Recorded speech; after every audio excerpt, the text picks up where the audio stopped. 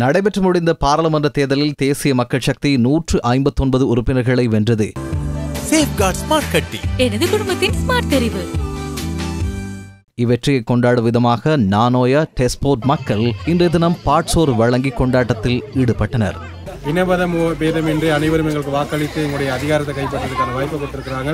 அதுக்கு முதல் கட்சியின் சார்பாக நாங்கள் நன்றி கொள்கிறோம். அதே போல விசேடமாக மலைய மக்களுடைய பல்வேறு பிரச்சனை இருக்குது. சம்பள பிரச்சனை, வீடு பிரச்சனை, காணி பிரச்சனை, தொழில் பிரச்சனை அப்படின்ட்டு பல்வேறு பிரச்சனை இருக்குது. பாடசாலைகள் அடிப்படை வசதிகள் இல்லாத பாடசாலை பிரச்சனைலாம் இருக்குது.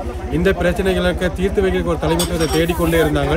தேசிய மக்கள் சார்பாக நம்ம அந்த வேட்பாளர்களை அறிமுகப்படுத்தி அவர்களுக்கான தலைமைத்துவத்தை நாங்கள் கொடுத்திருக்கிறோம்.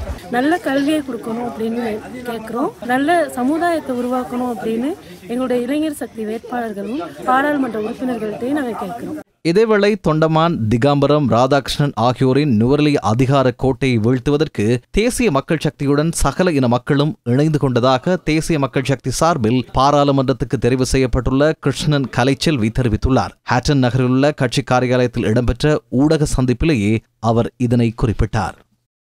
நுவரெலியா மஸ்கெலிய தொகுதியை பிரதிநிதித்துவப்படுத்தி தேசிய மக்கள் சக்தியில் தமிழ் வேட்பாளராக போட்டியிட்ட என்னை தெரிவு செய்தமைக்கு நுவரெலியா மாவட்டத்தில் வாழும் சிங்கள, தமிழ், முஸ்லிம் அனைத்து மக்களுக்கும் எனது மனமுவர்ந்த நன்றியை தெரிவித்துக் கொள்கின்றேன். மலையக வாழ் தமிழ் மக்கள், தோட்ட தொழிலாளர்கள் இம்முறை இந்த திருடர்களுக்கு, ஊழல்வாதிகளுக்கு இவர்களது வாக்குகளை மட்டும் பறித்து தனது வாழ்க்கையை நடத்தி கொண்டிருந்த அரசியல்வாதிகளுக்கு தக்க பாடத்தை புகட்டியுள்ளார்கள்.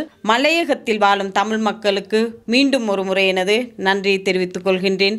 இந்த வெற்றியானது கிருஷ்ணன் கலைச்செல்வியான எனது மாத்திரமல்ல, நுவரெலியா மாவட்டத்தில் வாழும் கிட்டத்தட்ட 6 லட்சத்துக்கு மேலான மக்களுக்கு சொந்தமானது.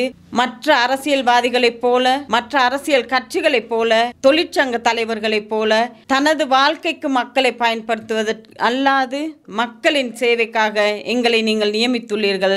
இந்த பொறுப்பை கட்டாயமாக நாம் நிறைவேற்றுவோம்.